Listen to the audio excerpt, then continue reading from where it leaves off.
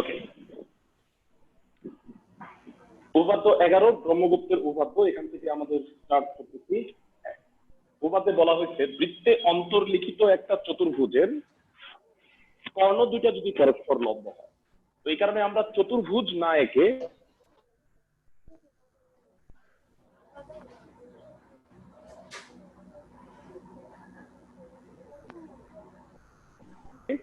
আগে কর্ণ দুইটা আঁকছি, আমরা একটা চতুর্ভুজ তৈরি করলাম। লক্ষ্য করো, এ বি সি ডি এটা একটা বৃত্তস্থ চতুর্ভুজ যার এসি আর বিডি কর্ণদ্বয় পরস্পর লম্ব। সবাই কি চিত্রটা সবাই কি চিত্রটা এতটুকু পর্যন্ত বুঝতে পারছো? জি স্যার। ওকে, ঠিক আছে। তো এবার সবাই ভালো করে লক্ষ্য করো, আমাকে বলছে কর্ণদ্বয়ের ছেদবিন্দু হতে, এখানে কর্ণদ্বয়ের ছেদবিন্দু বইয়ে যেটা দেওয়া আছে, বইয়েটা ফলো করি, এম দেওয়া আছে। কর্ণদ্বয়ের ছেদবিন্দু হতে যে কোনো বাহুর উপর লম্ব দূরত্ব, মানে ধরো এম থেকে তুমি যে কোনো বাহু, আমি একটু সবাইকে মিউট করে দিচ্ছি।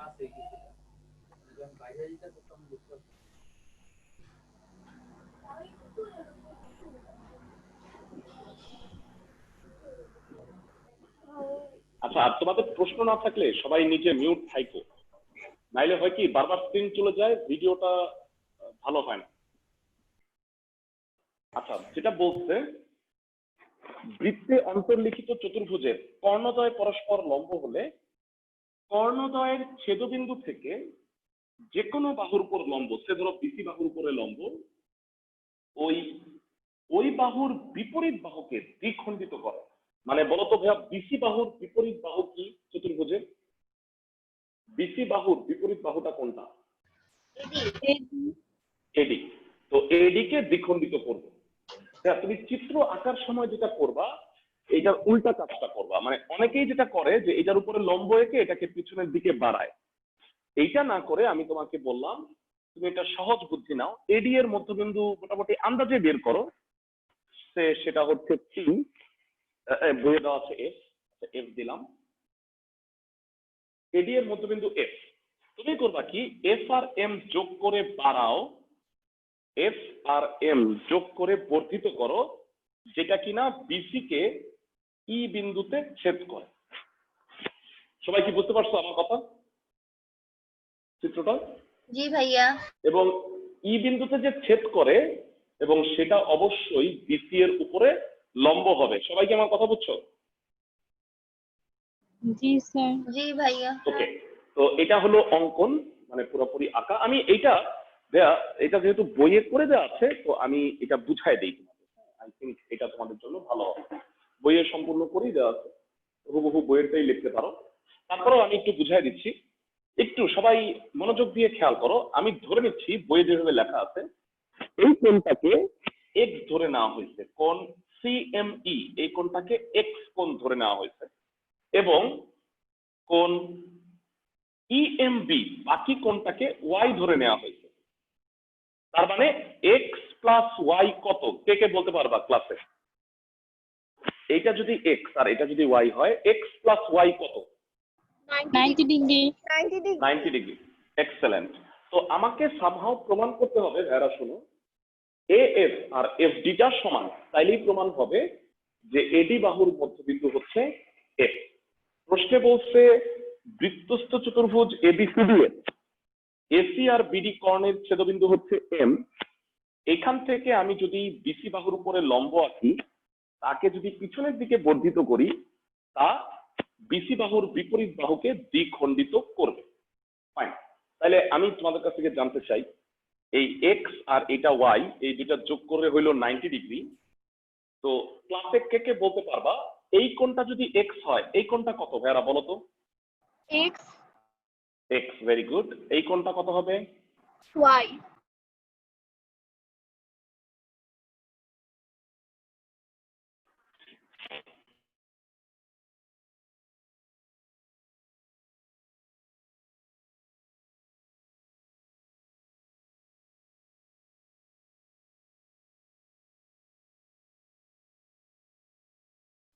স্যার ভিডিও স্টপ হয়ে গেছে।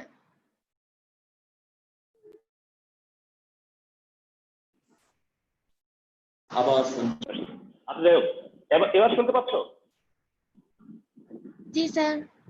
ওকে, না ঠিক আছে, স্ক্রিন আটকায় যায় নাই, আমি লিখতেছি না। আচ্ছা, এক্স আর ওয়াই, এইটা এক্স হইলে এটা এক্স কেন বলো, যুক্তিটা কি? এই দুটো সমান কেন? বিপ্রতীপ কোণ, ভেরি গুড। এই দুটা ওয়াই কারণ বিপ্রতীপ কোণ।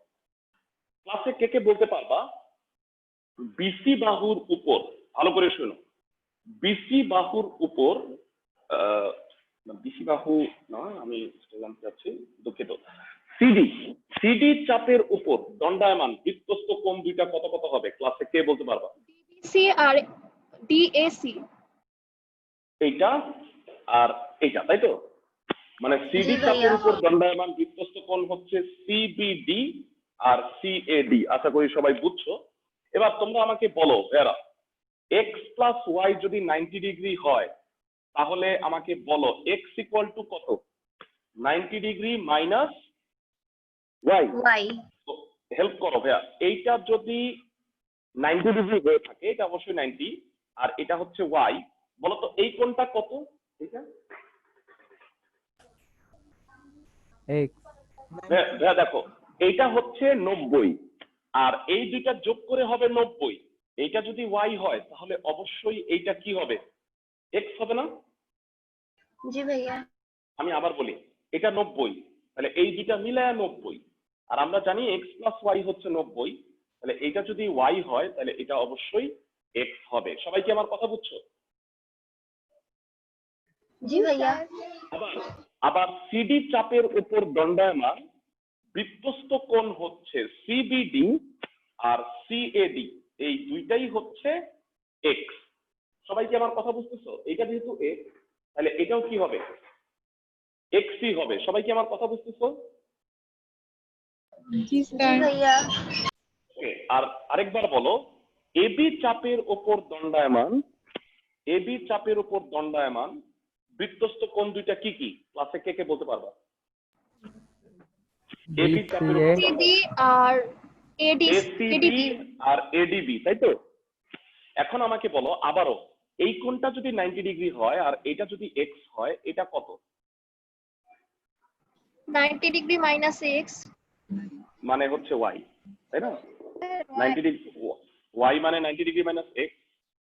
সবাই কি বুঝতেছো? তাহলে এটা ওয়াই হবে না? তাহলে আমাকে বলো এবি চাপের উপর দণ্ডায়মান, ভালো করে শোনো, এবি চাপের উপর দণ্ডায়মান বৃত্তস্থ কোণ হচ্ছে এসিবি, আরেকটা হচ্ছে এডিবি, এটাও হচ্ছে ওয়াই। দেখো, এবি চাপের উপর দণ্ডায়মান বৃত্তস্থ কোণ হচ্ছে এসিবি, এসিবি যদি ওয়াই হয় তাহলে এডিবিও কত হবে? ওয়াই হবে। সবাই কি আমার কথা বুঝতেছো ভাইয়া? জি ভাইয়া। ওকে, তো এত কিছু আলোচনা করে আমি যেটা পাইলাম, ত্রিভুজ এএফএম এ কোণ এএমএফ ইকুয়াল টু কোণ এফএএম, এই দুইটাই হচ্ছে এক্স। এই দুইটা কোণ হচ্ছে এক্স। এই দুইটা যদি এক্স হয়ে থাকে, আমরা জানি একটা ত্রিভুজের যদি দুইটা কোণ সমান হয় তাহলে তার বিপরীত বাহুর সমান হবে। তো আমি কি বলতে পারি ভাইরা বলো, এএফ ইকুয়াল টু কত? এফএম, মাঝখানেটা বাদ, গুলি প্রসেস সবাই নিশ্চয়ই জানো। আবার বলো, ত্রিভুজ এফডিএম এ কোণ, এই দুটা কোণ সমান, দেখো কোণ এফডিএম ইকুয়াল টু কোণ এফএমডি, এই দুটা হচ্ছে ওয়াই এর সমান। যেহেতু এই ত্রিভুজের দুইটা বাহু সমান, বিপরীত কোণ দুইটা সমান হবে, তার মানে এফএম ইকুয়াল টু হবে এফডি। খেয়াল করে দেখো, এফ আর এফএম হচ্ছে সমান, এফএম আবার এফডি এর সমান। এই দুইটার তুলনা করে আমি বলতে পারবো এএফ আর এফডি হচ্ছে সমান। তার মানে এফ বিন্দুতে এডি রেখাটা দ্বিখণ্ডিত হয়েছে। সবাই কি প্রমাণটা বুঝতে পারছো? প্রথমে একটু কোণের কাজ আছে, তারপরে হচ্ছে দুইটা ত্রিভুজে, মানে যে দুইটা কোণ সমান তার মানে তার বিপরীত বাহু সমান হবে, এই দুইটা তুলনা করে এএফ আর এফডি সমান হয়ে গেল। সবাই কি বুঝতে পারছো ভাইয়া প্রমাণটা? জি ভাইয়া। ওকে, তো জ্যামিতি অংশের রেকর্ডিং গুলো যদি তুমি আরেকবার দেখো তাহলে দেখবা যে আরেকবার বোঝা হয়ে যাবে টোটালটা। আই থিঙ্ক তোমাদের সুবিধা হবে। তো আমাদের হয়ে গেল হচ্ছে ব্রহ্মগুপ্তের উপপাদ্য। এবারে আমরা সর্বশেষ টলেমির উপপাদ্যটায় যাব। আর তোমাদের আগেই বলছি, তোমাদের গ্রুপে আমি নববিন্দু বৃত্তের অঙ্কন এটার একটা ভিডিও আপলোড করে দিব, সেটা ইনশাল্লাহ আজকে কালকের মধ্যে করে দিব, তাহলে তোমরা ওইটা দেখতে পাবে। আর আরেকটা কথা হচ্ছে, পরীক্ষাগুলো দিতে বলছিলাম ভাইয়ারা, তো আমি কালকে পর্যন্ত ডেডলাইন এক্সটেন্ড করছিলাম, বৃহস্পতিবার পর্যন্ত সময় আছে, তোমরা আগের পরীক্ষাগুলো দাও। আমরা এই যে 3.2 চ্যাপ্টারের পরীক্ষা নিব, সেটা আগামী সপ্তাহে আছে। এটা তো আজকে শেষ হয়ে গেল 3.2, তো এটার উপরেও একটা এক্সাম। তো সবাই উপাত্ত 12 নাম্বারটা বুঝো। 12 নাম্বার টলেমির উপপাদ্য, এটা হচ্ছে দ্বিতীয় ইম্পর্টেন্ট। প্রথম ইম্পর্টেন্টটা হচ্ছে 10 নাম্বার, তোমরা পড়ছো উপপাদ্য 10 গতদিন, আর আজকে আমি উপপাদ্য 12 পড়াচ্ছি। এটা এসএসসির জন্য মানে দ্বিতীয়। আমি যদি র্যাঙ্কিং করি তাহলে 10, তারপরে 12, দেন লাস্ট হবে 11, এই তিনটা আসার সম্ভাবনা। ফাইন। তো টলেমির উপপাদ্য সাধারণ নির্বাচন কিন্তু তোমাদের মুখস্থ রাখতে হবে। এরা তোমরা মনে রাখো, বিজ্ঞানী বা ম্যাথমেটিশিয়ানদের নামে যে উপপাদ্যগুলো আছে তোমাদের কিন্তু সেটা সাধারণ নির্বাচন মুখস্থ রাখতে হবে। কারণ পরীক্ষায় প্রশ্ন আসবে টলেমির উপপাদ্যটি লিখো এবং প্রমাণ করো। তাহলে তুমি যদি ওই আশায় থাকো তাহলে হবে না। টলেমির উপপাদ্য বলতে বৃত্তে অন্তর্লিখিত কোন চতুর্ভুজের কর্ণদ্বয়ের অন্তর্গত আয়তক্ষেত্র ওই চতুর্ভুজের বিপরীত বাহুদ্বয়ের অন্তর্গত আয়তক্ষেত্রের সমষ্টির সমান। ওকে, তাহলে কনসেপ্টটা আমি পুরোপুরি বুঝাই দিচ্ছি। প্রথমে আমি চিত্রটা আঁকবো। উপপাদ্য 12, টলেমির উপপাদ্য।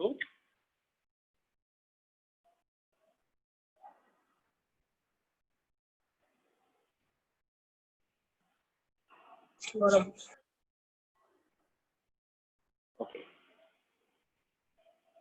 সবাই চিত্র আঁকার স্টাইলটা দেখো। প্রথমে একটা বিসি রেখা দিবা, আর এখানে হচ্ছে এ। তো অ্যাকচুয়ালি এটা একটা চতুর্ভুজ, কিন্তু চতুর্ভুজ আঁকার আগে একটা কাজ আছে, সেটা হচ্ছে ত্রিভুজ এঁকে নিবা।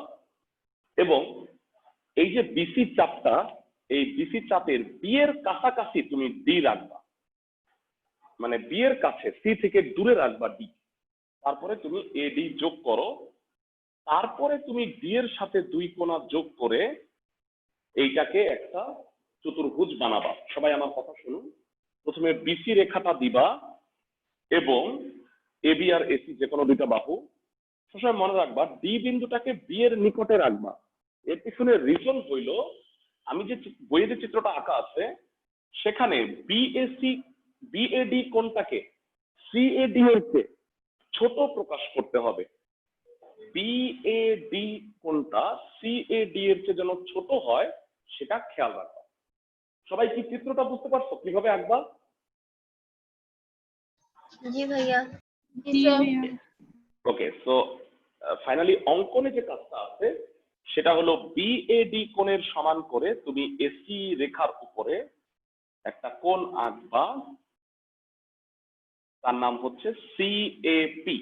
তার মানে বেসিক্যালি ঠিক চিহ্ন আমি যদি দিই, বিএডি আর সিএপি এই দুইটা কোণ হচ্ছে সমান।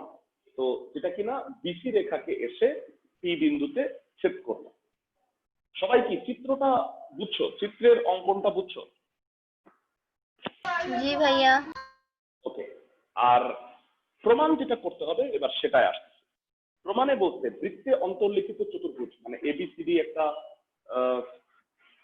দুঃখিত এটা আমার আঁকাটাই ভুল হয়ে গেল, মানে এ বি সি এটা ডি হওয়া উচিত। তো যেটা হবে যে বিএসি কোণটা ডিএসি এর চেয়ে ছোট হবে। আর তো তুমি করবা কি, কোণ বিএসি এর সমান করে কোণ ডিএপি আনবা, তাতে চতুর্ভুজটা এবিসিডি হইলো। আমাকে বলছে এই চতুর্ভুজটার কর্ণদ্বয়ের অন্তর্গত আয়তক্ষেত্র, মানে এসি আর বিডি যদি একটা আয়তক্ষেত্রের দৈর্ঘ্য আর প্রস্থ হইতো, তাহলে বলতো ক্ষেত্রফলটা কত হইতো? এসি আর বিডি কর্ণ যদি আয়তক্ষেত্রের দৈর্ঘ্য আর প্রস্থ হয়, তাহলে সেই আয়তক্ষেত্রের ক্ষেত্রফল কত?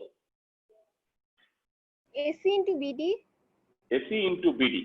এইটা হচ্ছে ভালো করে বুঝো, এইটা হচ্ছে ওই চতুর্ভুজের বিপরীত যে দুইটা করে বাহু আছে তাদের দ্বারা গঠিত আয়তক্ষেত্রের সমষ্টির সমান। বলো এ বি সি ডি চতুর্ভুজে বিপরীত বাহু দুইটা কি কি? এ বি এর বিপরীত কোনটা? এ বি এর বিপরীত CD.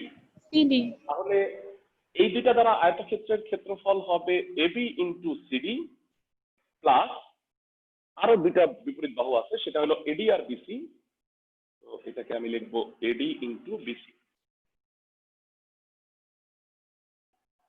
AB into CD plus AD into BC. এটা হলো এই উপপাদ্যটা। আমি আরেকবার বলতেছি, সেটা হচ্ছে একটা বৃত্তস্থ চতুর্ভুজের কর্ণ দুইটা দ্বারা গঠিত আয়তক্ষেত্রের ক্ষেত্রফলটা ওই চতুর্ভুজের বিপরীত বাহু দুইটা দ্বারা গঠিত যে আয়তক্ষেত্র হবে তাদের সমষ্টির সমান। সবাই কি উপপাদ্যটার সাধারণ নির্বাচনটা বুঝতে পারছো? সবাই কি উপপাদ্যটার সাধারণ নির্বাচনটা বুঝছো? ওকে, ঠিক আছে। তো অঙ্কনে যেটা হবে আমি আগেই বলে নিচ্ছি, আর আমি এটা সম্পূর্ণ প্রমাণ করে দিচ্ছি না, কারণ হচ্ছে যে এটা আমাদের বইয়ে অলরেডি প্রমাণ করা আছে। তো অঙ্কনে যেটা থাকবে সেটা হলো কোন বিএসি কে কোন সিএডি এর চেয়ে ছোট ধরে নিয়ে এ বিন্দুতে কোন বিএসি এর সমান করে কোন ডিএপি আঁকি যা বিডি কে পি বিন্দুতে ছেদ করে। তো এটা অঙ্কনে লেখাই আছে, তো আমি আর কষ্ট করে লিখলাম না। তো অবশ্যই তোমরা বিশেষ নির্বাচন এবং মানে অঙ্কন বুঝে গেছো। এবারে আসো আমরা প্রমাণ করি। তো গতদিন তোমাদের যদি মনে থাকে আমরা 13 নাম্বার অনুশীলনীর একটা অঙ্ক করছিলাম, যেখানে আমরা দুইবার সদৃশকোণী ত্রিভুজ প্রমাণ করে এই যে রাইট সাইডটা প্রুফ করছিলাম। দেখো তোমাদের কি মনে আছে কিনা 13 নাম্বার? এখানেও কিন্তু দেখো দুইটা জিনিস গুণ অবস্থায় আছে, একটা হচ্ছে এবি ইন্টু সিডি আর একটা হচ্ছে এডি ইন্টু বিসি। সবাই কি বুঝছো আমার কথা ভাইয়ারা? গতদিন এমন একটা অঙ্ক করছিলাম। হ্যাঁ, এসি ইন্টু বিডি মানে হচ্ছে চতুর্ভুজটার কর্ণ যে দুইটা আছে সেই কর্ণ দুইটা দ্বারা গঠিত আয়তক্ষেত্রের ক্ষেত্রফল। মানে এবিসিডি যদি চতুর্ভুজ হয় তার কর্ণ দুইটা হচ্ছে এসি আর বিডি। তাহলে ধরো একটা আয়তক্ষেত্রের দৈর্ঘ্য যদি এসি হয় আর প্রস্থ যদি বিডি হয়, ধরো এটা হচ্ছে এসি আর এটা হচ্ছে বিডি, তাহলে সেই আয়তক্ষেত্রের ক্ষেত্রফল কত হবে বলো? এসি ইন্টু বিডি হবে না? আশা করি বুঝতে পারছো। ফাইন। সো এবারে আমরা যেটা করবো ফার্স্টে, তোমরা ভাইয়ারা মনে রাখবা, সবাই মনোযোগ দিয়ে খেয়াল করো, যেই দুইটা ত্রিভুজের কোন দুইটা সমান, খেয়াল করো, বিএসি কোণটা ডিএপি কোণের সমান, মানে এই কোণটা বইয়ে এক্স, এইটাও এক্স উল্লেখ করা আছে। তাহলে প্রথমে আমরা এই দুইটা ত্রিভুজকে সদৃশকোণী করার ট্রাই করি। তো প্রথমে আমাকে বলো, ত্রিভুজ এবিসিএ ও ত্রিভুজ এপিডিএ একটা কোণ তো সমান দেয়াই আছে, সেটা হচ্ছে কোণ বিএসি ইকুয়াল টু কোণ ডিএপি। কেন সমান? অঙ্কন অনুসারে। আর ক্লাসের কেউ কি বলতে পারবা বৃত্তের মধ্যে আরেকটা কোণ আমি কিভাবে হিসাব করি, মানে আরেকটা কোণ কি হবে? এটা কিন্তু আমি গতদিন বলছিলাম। ভাইয়া এবি চাপের উপর দণ্ডায়মান বৃত্তস্থ কোণ। Very good. মানে আরেকটা হয় সবসময় বৃত্তস্থ কোণ। তুমি যদি ভুলে যাও তাহলে সবসময় আমার এই কথাটা মনে রাখবা যে একটা কোণ তো অঙ্কানুসারে দেওয়া থাকে এবং আরেকটা সবসময় বৃত্তস্থ কোণ হয়, এবং সেটা হবে এবি চাপের উপর দণ্ডায়মান বৃত্তস্থ কোণ, সেটা হচ্ছে এডিবি। তো আমি ত্রিভুজের মধ্যে এডিপি লিখতে পারি, আরেকটা হচ্ছে এসিবি। তো আমি বলতে পারি কোণ এসিবি ইকুয়াল টু হচ্ছে কোণ এডিপি। এটা হচ্ছে এবি চাপের ওপর বৃত্তস্থ কোণ।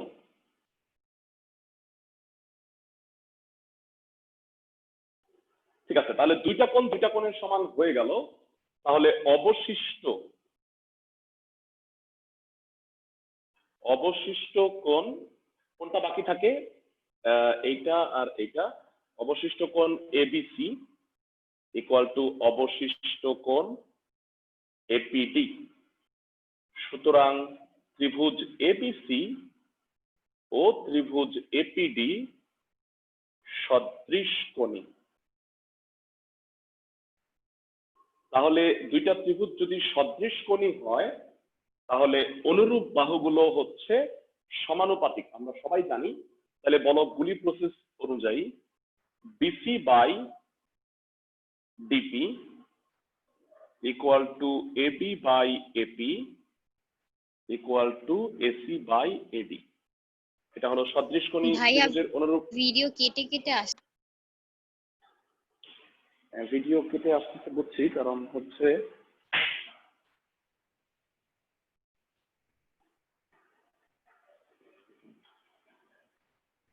ভিডিও কেটে আসতেছে কেন ভাইয়া? কারণ মানে প্রচন্ড আমাকে হোমওয়ার্ক জমা দিচ্ছে স্টুডেন্টরা, খুব ঝামেলা। মানে হয় কি, মানে এটা একটা ঝামেলাই হয়ে গেছে। হোমওয়ার্ক জমা দেয়, এখন আমি তো অন্য একটা ব্যাচ পড়াচ্ছি, এই টাইমে অন্যান্যরা হোমওয়ার্ক জমা দিতে থাকে, এতে ব্যান্ডউইথ কেটে যায়। এখন কি দেখতেছো? জি আচ্ছা স্যার, ঠিক ঠিক আছে। আছে। আচ্ছা, তো আমারে বলো ভাইয়া, প্রমাণের রাইট সাইডটা দেখে বলো যে আমি তো তিনটা নিয়ে কাজ করি না, যে কোনো দুইটা নিয়ে কাজ করি। বলো কোন দুইটা নিয়ে কাজ করবো এখানে, ভালো করে দেখা বলো, প্রমাণের রাইট সাইড দেখে বলো। স্যার ফার্স্ট এটা থার্ডটা। Very good. এই যে এডি ইন্টু বিসি দেখতে পাচ্ছ, দেখো এখানে এডি আর এখানে বিসি আছে, তাহলে আমার এইটা আপাতত দরকার হইতেছে না, এটা আমি বাদ দিয়ে দিলাম। বা BC by GP equal to AC by AD, আর গুণ করো AC into DP equal to AD into BC. তো এটা হচ্ছে আমার 1 নাম্বার ইকুয়েশন। তো প্রথম ইকুয়েশন আমি পাইছি, এরপরে দ্বিতীয় আরেকটা ইকুয়েশন আমার লাগবে। এই জিনিসটাই ভাইয়া তোমাদের ভালো করে বুঝতে হবে, খেয়াল করো সবাই। এই দুইটা কোণ সমান, বলতো এই দুইটা কোণের মাঝখানে একটা কোণ আছে, সেটা কি? সিএপি ক্যাপ, সিএপি পাইছো? তো আমরা এটা থেকে আবার স্টার্ট করতেছি। এখন কোণ বিএসি আর কোণ বিএপি সমান আমি জানি, আমি উভয় পক্ষে এই ক্যাপ কোণটা যোগ করে দিই, সিএপি কোণটা যোগ করে দিই। ক্লাসের কে কে বলতে পারবা যারা বলতো বিএসি এর সাথে সিএপি যোগ করলে কি হবে? বিএসি সিএপি যোগ করলে কি হবে? বিএপি। বিএপি বাপ কোণ হয়ে যাবে বিএপি। আর এবার একটু বলো, বিএপির সাথে আমি যদি সিএপি যোগ করি তাহলে কি সিএডি হয় না? জি ভাইয়া। ওকে, তো আমি সবসময় তোমাদের বলছি, ভালো করে শোনো, যেই দুইটা কোণ সমান হবে ওই দুইটা ত্রিভুজ নিয়ে তুমি কাজ করবে। তাহলে বলো এখন আমি কোন দুইটা ত্রিভুজ নিয়ে কাজ করব? এখান থেকে এই দুইটা বলো। আমি আবার এখানে চলে যাই। তো এখন আমি আবার কাজ করব, দেখো এটাকে যদি সাজায় লেখো, ত্রিভুজ সবসময় অ্যালফাবেটিক্যালি সাজায় লিখলে ভালো, মানে কোন যাই হোক ত্রিভুজকে সবসময় এ বিপি এইভাবে বলবা আর কি, মানে অ্যালফাবেট যেটা আগে সেটাকে আগে বলবা। আর সিএডি, সিএডি কে কি বলবা তাহলে বলো? এসিডি বলবা, তাই তো? এই দুইটা ত্রিভুজে এইটা তো সমান মাত্রই প্রমাণ করলাম, বিএপি ইকুয়াল টু সিএডি। এবার কোন চাপের উপর বৃত্তস্থ কোণ হবে এবং কোন দুইটা হবে কেউ কি বলতে পারবা? ভালো করে দেখে বলো, এবিপি আর এসিডি কোন চাপের উপর বৃত্তস্থ কোণ? এডি চাপের উপর বৃত্তস্থ কোণ। সবাই কি দেখো, এডি চাপের উপর বৃত্তস্থ কোণ হচ্ছে একটা এসিডি আর একটা এবিডি। তো এটাকে ডি কে আমি এবিপি বলতে পারি। সো দ্যাট এটা যেটা হবে তা হইল এবিপি ইকুয়াল টু কোণ এসিডি, এবং উভয়ই এডি চাপের ওপর বৃত্তস্থ কোণ। তাহলে বাদ থাকতেছে কি অবশিষ্ট? অবশিষ্ট কোণ হচ্ছে, সবাই মনোযোগ দিয়ে খেয়াল করো, অবশিষ্ট কোণ হচ্ছে এই দুইটার মধ্যে বাকি থাকতেছে এপিবি এবং এটাতে বাকি থাকতেছে এডিসি। তাহলে আমি বলতে পারি কোণ এবিপি ও এসিডি হচ্ছে সদৃশকোণী, হলো সেই হিসেবে তোমরা আমাকে বলো, মাঝখানেরটা যদি বাদ দিয়ে দিই, BP by CD equal to AP by AD equal to AB by AC. ভাইরা বলবা এবারও কোন দুইটা নিব দেখা বলো তো, এবারও ফার্স্টেরটা লাস্টেরটা, সবাই কি বুঝতেছো? জি ভাইয়া। ওকে, সো আমি এটা যদি বাদ দেই, BP by CD equal to AB by AC, আর গুণ করলে সো এটা হবে AC into BP equal to AB into CD. তো এটা হচ্ছে আমার 2 নাম্বার ইকুয়েশন। ভাইয়া প্রমাণ কি চিৎকার করে করে বলতেছে 1 আর 2 সমীকরণ কি করতে হবে দেখে বলো তো। 1 নাম্বার আর 2 নাম্বার সমীকরণ যোগ করে দিতে হবে, সবাই কি বুঝতেছো? 1 জি এবং ভাইয়া। 2 নাম্বার সমীকরণ যোগ করে দিবা। তো 1 আর 2 যোগ করলে আমার আলটিমেটলি প্রমাণটা হয়ে যাবে। তো আমরা 1 যোগ 2 এখানে করতেছি, বাম পাশ যোগ করো। একে ছিল AC into PD plus AC into BP equal to, right side দেখো প্রমাণ অলরেডি হয়ে গেছে, রাইট সাইডে কি ছিল, AD into BC plus AB into CD, মানে এটা তো আমি সাজাই লিখছি। বলো বাম পক্ষে এই দুটার মধ্যে কি কমন যায়? এসি।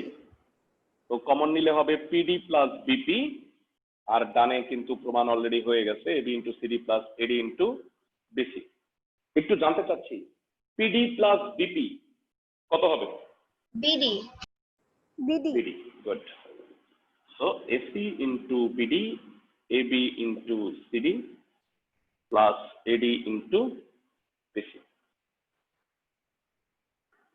আশা করি সবাই বুঝতে পারছো।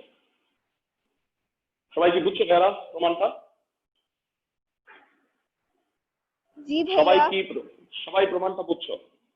আচ্ছা ঠিক আছে, তাহলে তোমাদের বলি একটু, তোমাদের আগামী শনিবার, হ্যাঁ শনিবার দিন একটা এক্সট্রা ক্লাস নিতে চাচ্ছি, এবং টাইমটা হচ্ছে সেম টাইম, আমি যে টাইমটায় পড়াই 12:15, ঠিক আছে, এই টাইমে একটা এক্সট্রা ক্লাস নিতে চাচ্ছি। তোমাদের একটু আমি গল্পটা বুঝায় বলি।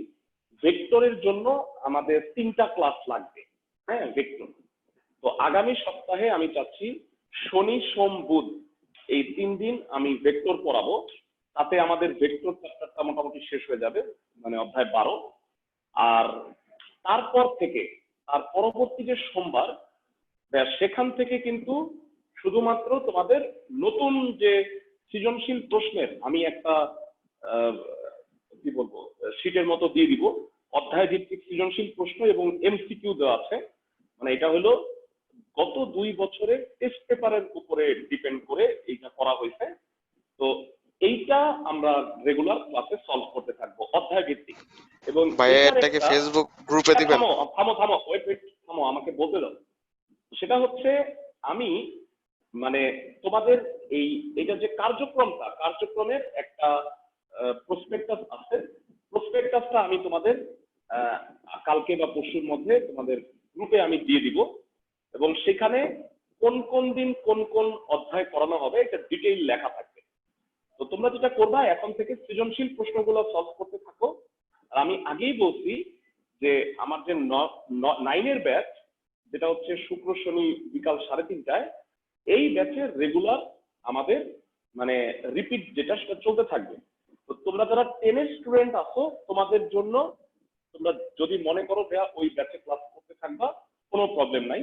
কিন্তু তোমাদের শিডিউল যে ক্লাসটা, মানে আমি একটু বলে রাখি, শিডিউল ক্লাসটা আমি একটু টাইমটা একটু পিছাই দিচ্ছি, কারণ হয় কি আমার একটা ক্লাস শেষ হয় 12:15। তো 12:15তেই দেখা যায় তোমরা ঢোকা শুরু করো, আমার ওই ক্লাসটা তখনো শেষ হয় না। তো এই কারণে আমি একটু টাইম ল্যাপস করে দিচ্ছি, আমি 15 মিনিট পরে ক্লাস দিব, হ্যাঁ। আর তোমাদের যারা ভালো করে শোনো, তোমাদের যে মানে এই সৃজনশীল প্রশ্নের মানে ইটা ক্লাস হবে, রিভিশন ক্লাসটা হবে, এর টাইম কিন্তু হবে 1.5 ঘন্টা। আমি যখন সোমবার ক্লাস দিব, আমি নিব 12:30 থেকে 2টা পর্যন্ত, কারণ এই ক্লাসগুলিতে আমি সৃজনশীল প্রশ্ন প্লাস এমসিকিউ দুইটাই সলভ করব। এবং তোমাদের যেটা একটা মানে করা হয় নাই। এই যে গত 1.5 বছর আমি তোমাদের পড়াইতেছি, অনেকে 9 থেকে আমার কাছে পড়ছো, আসলে এমসিকিউ এর অনেক শর্টকাট রুল আছে, সেই রুলগুলো শেখানো হয় নাই। অধ্যায় ভিত্তিক আমরা সেই রুলগুলোও শেখাবো। তো প্রতিদিন ক্লাসের একটা নির্দিষ্ট টাইম 15-20 মিনিট আমরা এমসিকিউ এর শর্টকাট নিয়মগুলো শিখবো, যেটাতে যেই অধ্যায়টা যেদিন রিপিট করব সেদিন সেটার শর্টকাট রুলগুলো জানাই দিব তোমাদের। তো আমি ভেক্টর চ্যাপ্টারটা আজকে আর শুরু না করি, তোমাদের নেক্সট শনিবার দুপুর 12:30টায় আমি ভেক্টর শুরু করব এবং সোমবার বুধে সেটা কন্টিনিউ করে শেষ করব। সবাই বুঝছো আমার কথা ভাইরা? এবার বলো কারো কোনো প্রশ্ন আছে কিনা? ভাইয়া আমি হ্যাঁ হ্যাঁ বলো। ভাইয়া বললেন যে যে সৃজনশীল গুলা দিবেন, ওগুলা কি হ্যাঁ হ্যাঁ গ্রুপে দিবেন? না না, তোমাদের ওই যে সবাই ওই যে হ্যাঁ মেসেঞ্জার যে গ্রুপ আছে ওইখানে আমি একটা ফাইল দিব, ভালো করে শোনো। তোমরা তোমরা যেখানে ওইখানে যারা যারা আসো তারা তাদের জিমেইল অ্যাকাউন্টের মাধ্যমে ওই ফাইলটা নামায় নিবা। কারণ কি, মেসেঞ্জারে না নির্দিষ্ট একটা সাইজের পরে ফাইলটা দেয়া যায় না, মানে ওই ওই ফাইলটা অনেক বড় হবে, একটা পিডিএফ ফাইল হবে। তো এই কারণে তোমরা যেটা করবা, আমি গ্রুপের ওই শীটটার লিংক দিয়ে দিব। তুমি যখন লিংকে ক্লিক করবা তখন ওইখানে লেখা আসবে যে আমার এক্সেস দরকার। তো আমি তোমাকে এক্সেস দিয়ে দিব, কারণ যারা যারা ওই গ্রুপে আসো তাদেরকে এক্সেস দিয়ে দিব, তাহলে তোমরা ওই শীটটা নামায় নিতে পারবা। আর আরেকটা বিষয় হচ্ছে, আমি আরেকটা কাজ আমি করতে পারি, সেটা হচ্ছে যেহেতু এটার প্রতি এখন সময় আছে, সেটা হচ্ছে যে শীটটার ফটোকপি আমি তোমাদের সবাইকে কুরিয়ার করে দিতে পারি তোমাদের যার যার বাসায়। মানে তাতে গার্ডিয়ানরা আসতে হইলো না, আমি শীটের একটা করে ফটোকপি সবাইকে কুরিয়ারও করে দিতে পারি। এতে যেটা হবে যে গ্রুপে তোমাদের সবার ডিটেইল অ্যাড্রেস লাগবে, ওটা আমি জানাবো না। হ্যাঁ, কারণ অনেক সময় কি মানে এই ই কপি দেখে বোঝা যায় না, তোমাদের হাতে যদি হার্ড কপিটা থাকে তাহলে তোমাদের বুঝতে সুবিধা হবে। দেখি আমি এটার ব্যবস্থা করবো আর কি। ওকে, সবাই বুঝছো আমি কি বুঝাইছি? জি ভাইয়া। ওকে ঠিক আছে, তাহলে ভাইয়া। সবাই ঠিক। হ্যাঁ বলো। ভাই ভেক্টরের ক্লাসটা এই সামনের শনিবার থেকে স্টার্ট হবে? হ্যাঁ হ্যাঁ হ্যাঁ, শনি সোম বুধ এই 3 দিন হবে 12:30 থেকে। শনিবারে 12:30টায় একটা এক্সট্রা ক্লাস, ঠিক আছে? আর সোম বুধ তো তোমাদের শিডিউল ক্লাস আছে। তো এই সামনের সপ্তাহ পর্যন্তই আমরা শুধু মানে বইয়ের অঙ্কগুলোই করতেছি, এরপরে আমরা সৃজনশীল প্রশ্ন সলভ করবো শুধু। ঠিক আছে, বুঝছো? সবাই ক্লিয়ার? জি ওকে, স্যার।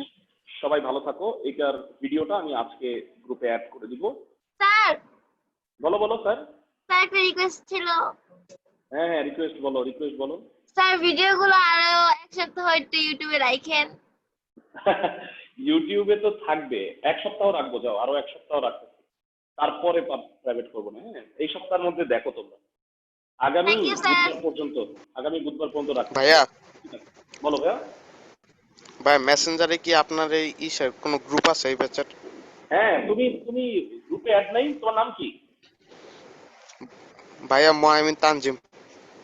মোহাইমিন তানজিম। ও হ্যাঁ, বুঝতে পারছি। তুমি তুমি আমার আমার ফ্রেন্ড লিস্টে আছো ফেসবুকে? না ভাইয়া, ফ্রেন্ড নাই। তাহলে তুমি ফ্রেন্ড লিস্ট, আমার ফ্রেন্ড রিকোয়েস্ট পাঠাও, আমি অ্যাকসেপ্ট করে তোমাকে অ্যাড করে নিব না গ্রুপে। ঠিক আছে? আমার আইডির নাম হচ্ছে আচ্ছা। আমিও অ্যাড নাই। আমিও আবু নিউ সুফিয়ান। স্যার, আমিও অ্যাড নাই। আচ্ছা, আমি অ্যাড হয়ে যাও। মেসেঞ্জার কোনো গ্রুপে অ্যাড নাই।